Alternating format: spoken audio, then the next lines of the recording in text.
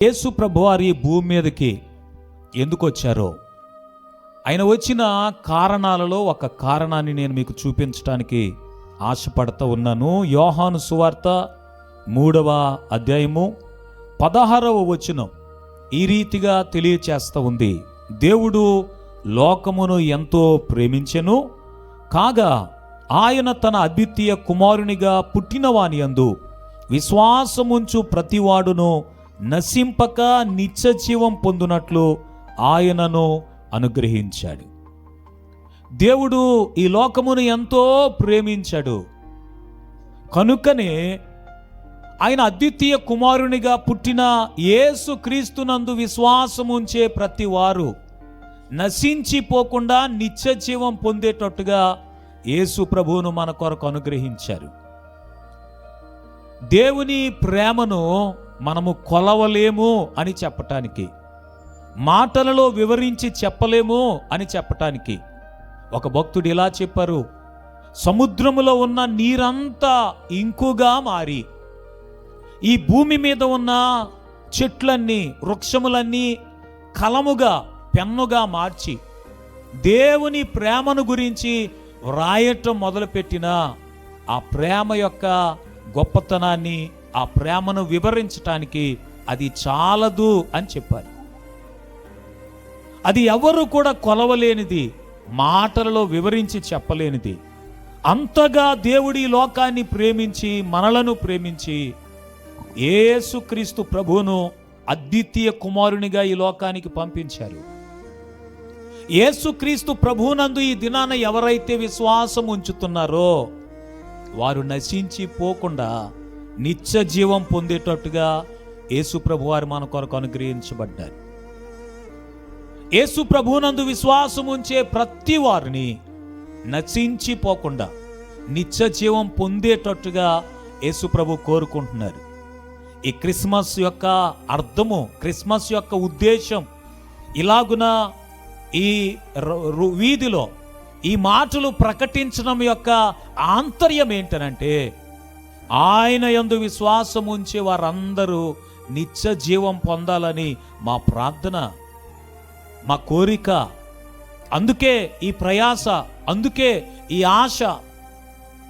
ఊరకనే వచ్చి ఇక్కడ ప్రదర్శించబడుతున్న ఏదో కార్యక్రమాలు తిలకించి వెళ్ళిపోవటానికి కాదు, మీరు నిత్య జీవం పొందాలని మేము మనసారా కోరుతూ ఉన్నాం. నిత్య జీవం అంటే ఏంటో ఈ దినాన లోకములో ఉన్న చాలా మందికి అర్థం కావట్లేదు. ఈ భూమి మీద బ్రతికినంత కాలము మట్టుకే వారు ఆ బ్రతుకు మీద ఆశ, ఆలోచన కలిగి, ఈ భూమి మీద బ్రతుకైపోయిన తర్వాత ఏం జరగబోతుందో ఆలోచించలేనంత బిజీగా మనుషులు కాలం గడుపుతున్నారు. ఈ దినాన సాతానుగాడు మనుషులతో చెప్తాడట. ఏమని అనంటే, మనుషులారా లేవండి అంటే లేస్తున్నారట, వండుకోండి అనంటే వండుకుంటున్నారు, తినండి అనంటే తింటున్నారు, నిద్రపోండి అనంటే నిద్రపోతున్నారు. చాలామంది జీవితాలు లేవడం, వండుకోవడం, తినడం, నిద్రపోవడం తప్ప వారి జీవితంలో, వారి జీవితం అయిపోయిన తర్వాత పరలోకం అనేది ఒకటి ఉందని, మోక్షం అనేది ఒకటి ఉందని, నిత్య జీవానికి పొందడానికి, నిత్య జీవానికి మార్గం ఒకటి ఉందనే ఆలోచన కానీ ఆశ కానీ చాలా మందిలో లేదు. ఈ జీవితం అయిపోయిన తర్వాత ఏం జరుగుతుందో ఎవరికి తెలుసు అని చెప్పేవారు 100కి 99 మంది ఉన్నారు. మన భారతదేశంలో 140 కోట్ల మంది ప్రజల్లో కనీసం నిత్య జీవమును గురించి ఆలోచించేవారు 40 కోట్ల మంది కూడా లేరు అని అంటే మీరు ఆశ్చర్యపోతారు. ఈ జీవితము ఎందుకు జీవిస్తున్నామో కూడా ఆలోచించుకోకుండా ఈ రోజు మట్టుకే, లేకపోతే ఈ బ్రతుకు మట్టుకే వారు ఆలోచించుకొని వారి నిత్య జీవం అనే దాన్ని తెలియకుండా బ్రతుకుతూ ఉన్నారు. ఈ రాత్రి ఈ భూమి మీద బ్రతుకే బ్రతుకు కాదు. ఈ భూమి మీద మనుషులందరూ చుట్టం ఇంటికి వచ్చినట్టుగా, లేకపోతే ఒక గెస్ట్ ఇంటికి వెళ్ళినట్టుగా అతిథులుగా ఈ భూమి మీద ఉన్నారు. శాశ్వతమైన లోకం మరొకటి ఉందనేది చాలామందికి తెలీదు. నా బైబిలు, దేవుని వాక్యం శాశ్వతమైన లోకం ఒకటి ఉంది. అక్కడికి వెళ్ళటానికి ఈ భూమి మీద మనం బ్రతికి ఉండగానే సిద్ధపడాలి. దాని కొరకు అన్ని ఏర్పాట్లు చేసుకోవాలని వాక్యం తెలియచేస్తూ ఉంది. అందుకే ఇలాంటి కూడికలలో దేవుని సేవకులుగా మేము ప్రకటించేది, ఈ భూమి మీద మనకు కావలసిన వాటిని యేసుప్రభు ఉన్నా పొందొచ్చు, యేసుప్రభు లేకపోయినా పొందొచ్చు. మీరు గమనించాలి, ఈ భూమి మీద సుఖంగా బ్రతికేది, ఈ భూమి మీద సదుపాయాలతో బ్రతికేది యేసు ప్రభువును కలిగిన వారి కంటే యేసు ప్రభువు లేని వారే ఎక్కువ ధనవంతులుగా, ఎక్కువ సదుపాయాలు కలిగిన వారుగా, ఎక్కువ ఐశ్వర్యవంతులుగా ఉన్నారు. మీరు ఆలోచించుకోవాలి, ఈ భూమి మీద ధనము, ఐశ్వర్యము, జీవితము, ఈ భూమి మీద ఉన్న మేడమిద్దెలు, ఆస్తిపాస్తులు శాశ్వతమైనవి కాదు. ఒకవేళ మనం పోగు చేసిన ఎవరో ఒకరికి విడిచిపెట్టి వెళ్ళిపోవాలి. ఒకవేళ కోట్లు గడించి కన్న బిడ్డకు ఇచ్చిన వారు దాన్ని సరిగా ఉపయోగిస్తారో, లేకపోతే ఊరకనే కష్టపడకుండానే వచ్చింది కనుక దాన్ని దుబారా చేసి పాడు చేస్తారో ఎవరికి తెలీదు. అయితే ఈ భూమి మీద ఉన్న వాటి కొరకు కాదు యేసు ప్రభు దగ్గరకు రావాల్సింది. ఈ భూమి మీద బ్రతుకు అయిపోయిన తర్వాత నిత్య జీవం అనేది ఒకటి ఉంది, నిత్య రాజ్యం అనేది ఒకటి ఉంది. దానిని మనుషులకు ఇవ్వటానికే యేసు ప్రభు వారు మనిషిగా వచ్చారు. దాని కొరకే ఈ రాత్రి మేము ప్రకటన చేస్తూ ఉన్నాం. వాక్యం చెప్తుంది, దేవుడు లోకముని ఎంతో ప్రేమించి తన అద్వితీయ కుమారుడిగా ఉన్న యేసు ప్రభువును ఈ లోకానికి పంపించారు. ఆయన యందు ఎవరైతే విశ్వాసం ఉంచుతారో వారు నిత్య జీవం పొందేటట్టుగా, నిత్య జీవం పొందాలనంటే నశించిపోకుండా, నశించే వారిలో ఉండకుండా, నశించే వారిగా ఉండకుండా జాగ్రత్త పడాలి. నశించిపోకూడదు అని అంటే, నాశనకరమైన మార్గములో ఉండకూడదు అని అంటే యేసు ప్రభునందు విశ్వాసం ఉంచాలి. యేసు ప్రభునందు విశ్వాసం ఉంచటానికి ఈ దినాన ఎవ్వరూ బలవంతము చేయబడట్లే. ఈ మాటను గమనించాలి. యేసు ప్రభు దగ్గరకు రమ్మని, యేసు ప్రభువును అంగీకరించమని ఎవరిని బలవంత పెట్టట్లేదు.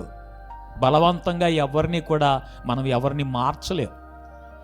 ఎద్దును నీళ్ళ వరకు నడిపించగలమట, దాని చేత నీళ్లు మనం త్రాగించలేం. అలాగే మీలో ఎవరైనా ఒకరిని కొంతవరకు బలవంతంగా తీసుకుని వెళ్ళగలమేమో, అక్కడి నుంచి ఏదో ఒక వంక చెప్పి, ఏదో కారణం చెప్పి మీరు వెనక్కి తిరిగి వచ్చేయచ్చు.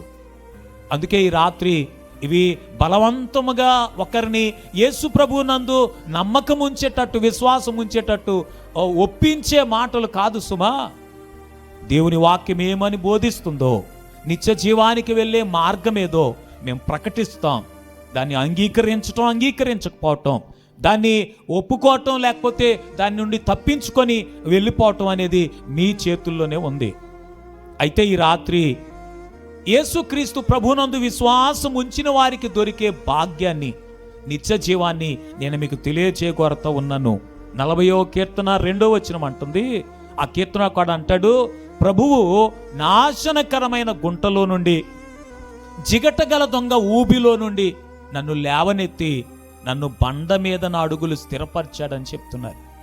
యేసు ప్రభు దగ్గరికి వచ్చిన ఎవరినైనా నాశనకరమైన గుంటలో నుండి ఆయన లేవనెత్తుతాడు. జిగటగల దొంగ ఊబిలో నుండి ఆయన పైకెత్తుతాడు. ఈ లోకము నాశనకరమైన గుంట. మనుషులను నాశనం చేయటానికి ఎన్నెన్ని మార్గాలు ఉన్నాయో.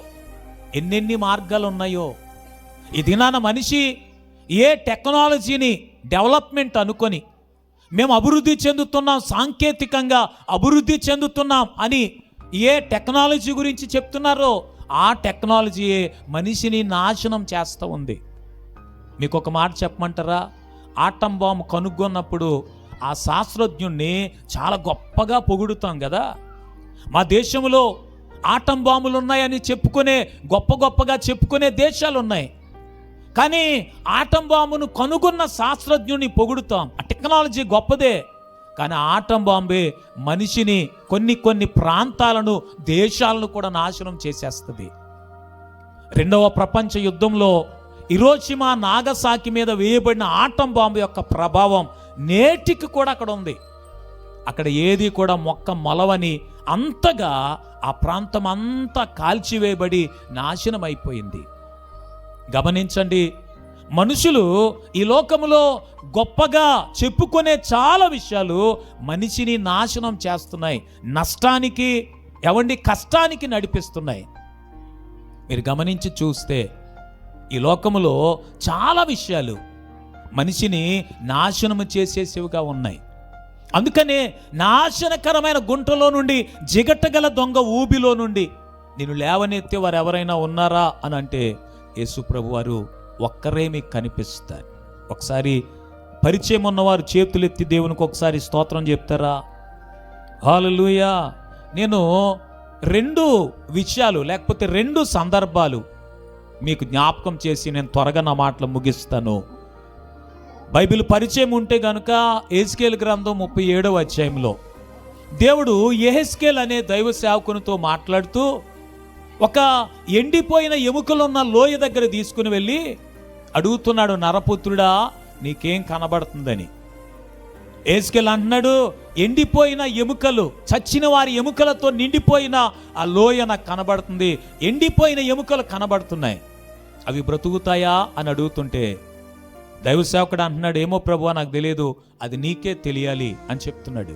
నిజమే, మనం బ్రతుకుతామా బ్రతకమా, మన జీవం ఎలా ఉంటుంది, రేపు అనేది ఎలా ఉంటుంది.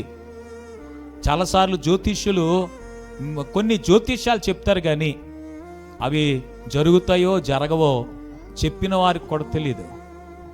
కానీ మనము ఈ భూమి మీద ఎంతవరకు బ్రతుకుతాం, ఏమేమి మన జీవితంలో జరుగుతాయి అనేది దేవునికి బాగా తెలుసు. అందుకనే ఈ దైవ సేవకుడు అన్నాడు, ప్రభువా నీకే తెలియాలి అని అంటే దేవుడు చెప్తున్నాడు ఆ దైవ సేవకునితో ఏమనంటే, అవి బ్రతికేటట్టుగా ప్రవచనం ఎత్తి నువ్వు మాట్లాడు.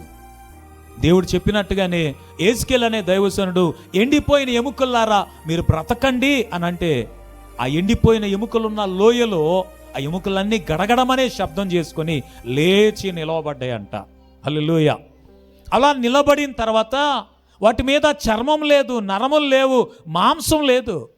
మరలా ప్రభువు చెప్తున్నాడు, దైవజనుడా నరపుత్రుడా వాటి మీద చర్మం వచ్చేటట్టు, మాంసం వచ్చేటట్టు, నరములు వచ్చేటట్టుగా ప్రవచించానంటే దైవసేవకుడు అలా చెప్పగానే ఆ ఎండిపోయిన ఎముకల మీద మాంసము, నరములు, చర్మం వచ్చింది, కానీ వాటిలోనికి జీవాత్మ లేదు. అప్పుడు మరలా ఈ దైవజనుడు ప్రవచించాడు, జీవాత్మ వాటిలోనికి వచ్చేటట్టుగా చెప్పినప్పుడు అవన్నీ ప్రాణము కలిగి మనుషులుగా పెద్ద సైన్యముగా అవి నిలబడ్డాయట. దేవునికి ఒకసారి స్తోత్రం చెప్దాం. ఏమండి, నిత్య జీవం పొందడానికి ఆయన యందు విశ్వాసం ఉంచిన వారందరినీ ఈ ఎండిపోయిన ఎముకల్ని ఎలాగైతే బ్రతికించాడో అలాగే జీవ చవాలలాగా బ్రతికే కొంతమంది జీవితాలు ఉన్నాయి. ఇది నాన్న బ్రతుకుతున్నామన్న పేరుకు బ్రతుకుతున్నారు. కొంతమంది అడిగితే చెప్తుంటారు, మేము పాస్టర్ గారులం కదా. కొంతమంది వారి బాధలన్నీ చెప్తుంటారు, కష్టమంతా చెప్తున్నారు. మేము ఎందుకు బ్రతుకుతున్నామో మాకే తెలియదండి, మా బ్రతుకు మీద ఆశ లేదండి అని చెప్తుంటారు. ఈ ఎండిపోయిన ఎముకలు వాటిని గురించి అవి కూడా అలాగే మాట్లాడుకున్నాయట. వీళ్ళ పరిస్థితిని మీరు యెహెజ్కేలు గ్రంథం 37వ అధ్యాయం 11వ వచనంలో చదువుతుంటే వారు మాట్లాడుకుంటున్నారు, మా ఆశ విఫలమైపోయింది, మేము నాశనం అయిపోయాం అని మాట్లాడుకుంటున్నారు. ఇది నాన్న చాలా మంది జీవితాలు ఇలాగే ఉన్నాయి అనడంలో అనుమానం లేదు.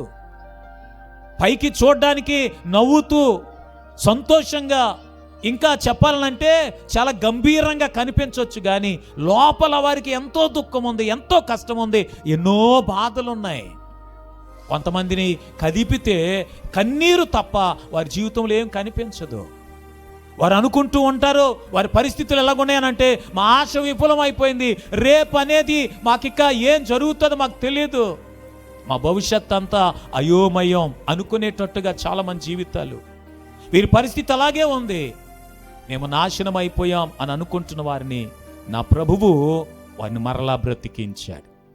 ఈ రాత్రి ఈ మాటలు వింటున్న ఈ స్థలములో ఉన్నవారైనా లేక దూరాన సమీపాన అక్కడ ఇక్కడ ఉండి మీ గృహాలలో ఉండి ఈ మాటలు వింటున్న వారైనా, ఒకవేళ మీకు రేపు అనేది ఆశ లేని వారిగా, భవిష్యత్తును గురించి భయంతో, బెంగతో, దిగులుతో బ్రతికేవారిగా మీరుంటే గనుక నా ప్రభువు మీకు నిత్య జీవం ఇవ్వటానికి, నాశనకరమైన గుంటలో నుండి, జిగటగల దొంగ ఊబిలో నుండి, కష్టాలు, బాధలు, శ్రమలు ఇవేమని మీకు చూపిస్తాయనంటే అవి జిగటగల దొంగ ఊబి. బయటికి రావాలని ఆశ ఉంటుంది, అంతకంతకు కష్టాల బారిలో, నష్టాల బారిన పడిపోయి అసలు జీవితం మీద ఆశ వదిలేసి నిరాశతో, నిస్పృహతో చాలామంది బ్రతుకుతున్నారు. అటువంటి వారు యేసు ప్రభువునందు విశ్వాసం ఉంచితే నా ప్రభు వారు నశించిపోకుండా వారికి నిత్య జీవం ఇవ్వటానికి ఆయన కృప చూపిస్తాడని రాత్రి నేను మీకు తెలియచేస్తూ ఉన్నాను. మరొక సంగతిని నేను మీకు చూపించి నా మాటలు ముగించాలనుకుంటున్నాను. పౌలు, శీల అనే దైవ సేవకులు ఒక రోజున ఫిలిప్పీ పట్టణానికి దేవుని సేవ కొరకు వెళ్ళారు. వారు వెళ్ళేసరికి వారు దారిన వెళ్ళిపోతుంటే పుతోను అనే దయ్యం పట్టిన ఒక చిన్న అమ్మాయి వారి వెనకాల వెళ్తూ, వీరు సర్వోన్నతుడైన దేవుని సేవకులు, వీరు మీకు రక్షణ మార్గాన్ని బోధిస్తున్నారు అని చెప్పి మాటి మాటికి ఆ మాటే చెప్తుందట. ఇంతకీ ఎవరో ఆ అమ్మాయి అనంటే యేసు ప్రభుని నమ్మిన అమ్మాయి కాదు. ప్రతిరోజు ఏమండి మందిరానికి వచ్చి మీ పిల్లలు చక్కగా పాటలు నేర్చుకొని, యాక్షన్ సాంగ్స్ నేర్చుకొని ఇక్కడ చక్కగా డ్యాన్సులు వేస్తున్నారు కదా, అలాగున అందరితో కలిసి ఆడుతూ పాడుతూ ప్రభుని స్తుతించే అమ్మాయి కాదు. దయ్యం పట్టిన అమ్మాయి సోదే చెప్తుందట. మీరు సోదే అనే పదం అర్థమవుతుందో లేదో, సిమ చెప్తుందట, గద్దె మీద కూర్చుంటుందట. ఆమె ఒక యజమానికి దాసురాలు, పని అమ్మాయి. ఈమెలా సోదే చెబుతూ యజమానికి లాభం సంపాదించి పెడుతుందట. మాటి మాటికి ఆ మాట చెప్పటం వలన ప్రతిరోజు ఇదే మాట చెప్తుందట. పౌలు గారు కొంచెం విసుగనిపించి ఆ దయ్యాన్ని, ఈ చిన్న అమ్మాయిని వదిలిపెట్టి వెళ్ళిపో అని చెప్పగానే దయ్యం ఆ చిన్న అమ్మాయిని వదిలిపెట్టి వెళ్ళిపోయింది. ఆ చిన్న అమ్మాయి బాగైపోయింది. బాగయిన తర్వాత ఈ యజమానులు వచ్చి తమ లాభ సాధనం పోయిందని, ఆ చిన్నమ్మాయి సోది చెప్పటం వల్ల వారు లాభం సంపాదించుకుంటున్నారు. ఇప్పుడు ఆమె సోది చెప్పలేదు, ఎందుకంటే దయ్యం వదిలి వెళ్ళిపోయింది. ఈ లాభ సాధనం పోయిందని వారు పౌలు, శీలల్ని చెరసాలలో పెట్టించారు. చెరసాలలో పెట్టించినప్పుడు పౌలు, శీలలు అర్ధరాత్రి దేవునికి ప్రార్థన చేస్తూ వారు పాటలు పాడుతూ ఉన్నప్పుడు చెరసాలలో ఉన్న ఖైదీలందరూ వింటున్నారు. ఖైదీలందరూ వింటుంటే అకస్మాత్తుగా ఒక పెద్ద భూకంపం వచ్చి చెరసాల పునాదులు కదిలిపోయి తలుపులన్నీ ఊడిపోయినాయట. ఈ మధ్య విశాఖపట్నంలో ఎక్కువసార్లు భూకంపాలు వస్తున్నాయి కదా. ఈ మధ్య కాలంలోనే 4 దాన్ని కొలత వేయటానికి నాకు ఆ పదం మర్చిపోయాను, కానీ ఈ మధ్యన మరలా వచ్చిందట కదా, ఒకసారి ఊగినాయట బిల్డింగులు. అలా భూకంపం వచ్చి పునాదులు కదిలిపోయి, చెరసాల జైలు పునాదులు కదిలిపోయి తలుపులు ఊడిపోయినాయట. ఈ సంగతి విని చెరసాల అధికారి పరిగెత్తుకుంటూ వచ్చాడు. మీరు ఎప్పుడైనా గమనించండి, జైల్లో ఉన్నవారిని చిన్న అవకాశం దొరికితే పారిపోతారా, కూర్చొని ఉంటారా? పారిపోతారుగా. మీ చిన్నపిల్లలు వాళ్ళని కట్టేసి ఇంట్లో పెడదామని చూస్తారు, కానీ ఎప్పుడు తలుపు తీసేస్తే బయటికి వెళ్ళిపోదామని చూస్తారుగా. ఈ చిన్నపిల్లల కంటే ఎక్కువ ఆతృతగా జైల్లో ఉన్న ఖైదీలు చూస్తారు. ఈ చెరసాల పునాదులు కదిలిపోయినాయి, తలుపులు ఊడిపోయాయి, ఖైదీలు మాత్రం ఎవ్వరు ఎక్కడికి వెళ్లకుండా అక్కడే ఉన్నారట. వారిలో మారు మనసు వచ్చింది.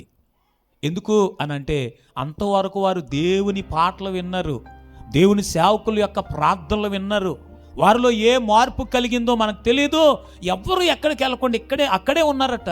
చెరసాల అధికారి పరిగెత్తుకుంటూ వచ్చి భయంతో వీళ్ళందరూ వెళ్ళిపోయి ఉంటారు, వీరిని గురించి నేను లెక్క చెప్పాలి, నా పై అధికారులు నన్ను ఊరుకోరని తనను కత్తితో పొడుచుకొని ఆత్మహత్య చేసుకోబోతూ ఉంటే పౌలు గారు పిలిచి అన్నాడట, అయ్యా మేము ఎక్కడికి వెళ్ళలేదు, ఇక్కడే ఉన్నాం అని అంటే ఆశ్చర్యపోయాడు. ఆశ్చర్యపోయి అప్పుడు అడుగుతున్నాడు పౌలు, శీలల్ని రక్షణ పొందడానికి నేను ఏం చేయాలి? పౌలు గారు చెప్తున్నారు, ప్రభు అయిన యేసు క్రీస్తునందు విశ్వాసం ఉంచు, అప్పుడు నీవు నీ ఇంటి వారు రక్షణ పొందుతారని పౌలు చెప్తే ఆ మాటలు విన్న తర్వాత వెంటనే బాప్తిసం పొందాడట. ఒక్క మాట నేను మీకు చదివి చూపించాలని ఆశపడుతూ ఉన్నాను. చూడండి, అపోస్తలుల కార్యముల గ్రంథం 16వ అధ్యాయము 34వ వచనాన్ని నేను చదువుతున్నాను. మరియు అతడు వారిని ఇంటికి తోడుకొని వచ్చి భోజనము పెట్టి దేవుని యందు విశ్వాసం ఉంచిన వాడై తన ఇంటి వారందరితో కూడా ఆనందించాడు. ఆ పునాదులు కదిలిపోయి తలుపులు ఊడిపోయినప్పుడు భయంతో పరిగెత్తుకొని వచ్చి ఆత్మహత్య చేసుకోవాలనుకున్నాడు. కానీ ఎప్పుడైతే ప్రభువునందు విశ్వాసం ఉంచాడో తన ఇంటి వారందరితో కూడా ఆనందించగలిగే ఆనందమయ జీవితాన్ని ప్రభు అనుగ్రహించాడు. దేవుని బిడ్డలారా, ఈ రాత్రి నా ప్రభువు మిమ్మల్ని ఎంతగానో ప్రేమిస్తున్నాడు. ఆయన యందు విశ్వాసం ఉంచిన వారిని తన పిల్లలుగా ఉండటానికి అధికారం ఇస్తామని మాట్లాడుతున్నాడు. లోకమును ప్రేమించిన ప్రభువు ఈ లోకానికి మనిషిగా వచ్చేసాడు. ఆయన ఒకానొక దినాన్న మనిషిగా ఈ భూమి మీదకి మన కొరకు వచ్చి 33.5 సంవత్సరాలు ఈ భూమి మీద బ్రతికి ఈ లోకమందరి కొరకు, దేవుని వాక్యం చెప్తుంది, లోక పాపములను మోసుకొని పోయే దేవుని గొర్రె పిల్లగా ఆయన మన కొరకు సిలువను మోసి సిలువలో తన రక్తమంతా ధారపోశాడు. ప్రాణాన్ని మన కొరకు అర్పించాడు. మీరు ఆలోచించండి, మనకు తెలిసిన వారు చాలామంది ఉన్నారు, గొప్ప గొప్ప వ్యక్తులు ఉన్నారు. మన కొరకు మరణించిన వారు ఎవరైనా ఉన్నారా? మన కొరకు ప్రాణం పెట్టిన వారు ఎవరైనా ఉన్నారా? మన కొరకు రక్తమును ధారపోసిన వారు ఎవరైనా ఉన్నారా? ఇస్తే మన రక్తం త్రాగే వాళ్ళు ఉన్నారేమో, మన రక్తాన్ని బలిగా కోరుకునేవారు ఉన్నారేమో, మనం రక్తం చిందిస్తే సంతోషపడేవారు ఉన్నారు, కానీ మన కొరకు రక్తం చిందించేవారు ఎవరున్నారు? యేసు ప్రభువారు మన కొరకే, నీ కొరకే మనిషిగా ఈ భూమి మీదకి వచ్చి మనుషుల పోలికగా పుట్టి దాసుని స్వరూపం ధరించుకొని రిక్తునిగా మారిపోయి నీ కొరకు తన ప్రాణాన్ని పెట్టారు. యేసు ప్రభువు కంటే నేను ఎక్కువగా ప్రేమించేవారు ఈ లోకమంతా తిరిగినా ఎవరు కనిపించరు. నేను పాడిన పాటలో మీరు గమనించుంటారు, ఈ ధరలో ఈ భూమి మీద ప్రేమలన్నీ స్థిరం కాదు, కరిగిపోతాయి. యేసు ప్రభువారు శాశ్వతమైన ప్రేమతో మిమ్మల్ని ప్రేమించేవారిగా ఉన్నారు. ఆయన ప్రేమ మీరు కావాలని కోరుకుంటే మీ మనసులో ఒక్క మాట ప్రభుతో చెప్పండి, ప్రభువా నీ ప్రేమతో నన్ను నింపండి, నీ ప్రేమ నాకు అనుగ్రహించండి, నేను నిత్య జీవం పొందాలనుకుంటున్నాను. ఈ లోకములో ఉన్న శాపగ్రస్తమైన పాపమయమైపోయిన ఆ జీవితంలో నశించిపోకుండా నన్ను కూడా రక్షించండి, నిత్య జీవానికి నన్ను వారసునిగా వారసురాలిగా చేయండి అని అడిగితే ఆయన అంటాడు, నా యొద్దకొచ్చి వారిని నేనెంత మాత్రం త్రోసివేనని చెప్తున్నాడు. కొన్ని స్థలాలకు మనం వెళ్ళాలనంటే మనకు అనుమతులు కనిపించవు, పర్మిషన్లు దొరకవు. చాలామందికి చాలా చోట్లకు వెళ్ళడానికి పర్మిషన్లు ఉండవు, కానీ ప్రభు దగ్గరకు రావటానికి అడ్డు ఆటంకం ఏమీ లేదు. ఆయన అంటాడు, నా యొద్దకొచ్చి వారిని నేను ఎంత మాత్రం త్రోసివేయను. ఆయన యందు విశ్వాసం ఉంచే వారందరినీ నశించిపోకుండా నిత్య జీవంను వారికి ఇవ్వాలని కోరుకుంటున్నాడు. పేతురు ఏమంటాడు తెలుసా? అంతటా అందరూ మారు మనసు పొందాలని దేవుడు కోరుకుంటున్నారని చెప్తున్నారు. దేవుని బిడ్డలారా, ఈ రాత్రి ఆశతో ఈ స్థలానికి వచ్చారు కదా, మీలో ఒక్కరు కూడా నశించిపోవటం నా దేవునికి ఇష్టం లేదు. ఒకవేళ మీరు ఇంకా యేసు ప్రభువును గురించి ఒకవేళ మీరు పూర్తిగా తెలియక ఆయనకు దూరంగా ఉంటున్నారేమో, ఆయన అంటున్నాడు రుచి చూచి తెలుసుకోమని చెప్తున్నాడు. ఏదైనా కానీ రుచి చూస్తేనే కానీ మనకు తెలియదు. ఓ సామెత ఉంది, తింటే గాని రుచి, దిగితే గాని లోతు తెలియదు. ఇది నాన్న యేసు ప్రభువును దూరం నుండి చూసి, యేసు ప్రభువును బయట నుండి చూసి ఆయన ప్రేమ ఎలాంటిదో, మంచితనం ఎలాంటిదో, గొప్పతనం ఎలాంటిదో తెలియక చాలామంది ఆయన గురించి రకరకాలుగా మాట్లాడుతున్నారు. కానీ ఆయనను మీరు రుచి చూసి తెలుసుకుంటే ఆయన ఎక్కువైన ప్రేమ మీ మీద చూపిస్తారు.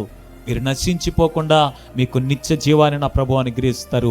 అలాంటి కృప ప్రభు మీకు అనుగ్రహించాలని ఈ రాత్రి ఈ మాటలు నేను ప్రకటన చేస్తూ ఉన్నాను. నేను ఒక చిన్న ప్రార్థన చేయగోరుతున్నాను. మీకు ఆశ ఉంటే గనుక, ప్రభువా నాశనకరమైన గుంటలో నుండి, జిగటగల దొంగ ఊబిలో నుండి నన్ను కూడా లేవనెత్తండి. నిత్య జీవం నాకు కావాలి, పరలోక రాజ్య భాగ్యం నాకు కావాలి. ఆ చెరసాల అధికారి ఎలాగైతే నీ మంచితనాన్ని తెలుసుకోగలిగాడో, ఆ ఎండిపోయిన ఎముకలు తిరిగి ఎలాగైతే బ్రతికాయో, మా ఆశ విఫలమైపోయింది, మేము నాశనం అయిపోదాం అని చెప్పుకుంటున్న వారి పరిస్థితి ఎలాగైతే మార్చబడిందో, మా పరిస్థితిలో కూడా మీరు గొప్ప మార్పు అనుగ్రహించండి. మీకు ఏ కష్టం ఉన్నా, ఏ బాధ ఉన్నా, ఎలాంటి పరిస్థితులు కూడా మీరు వెళ్తున్నా ప్రభుతో చెప్పండి. మీ కష్టాన్ని మనుషులతో చెప్తే వారు మీ ముఖం మీదే నవ్వుతారు, మిమ్మల్ని తక్కువ చేసి మాట్లాడతారు, ఎగతాళి చేస్తారు. మిమ్మల్ని గురించి అందరికీ అయ్యో ఇదిగో వాళ్ళ పరిస్థితి ఇలా ఉందంటని ఊరంతా చెప్పేస్తారు. అదే ప్రభుతో చెప్పండి, మీ పరిస్థితిని నా ప్రభువు మారుస్తాడు. ఓ చిన్న ప్రార్థన చేద్దాం. హల్లెలూయా.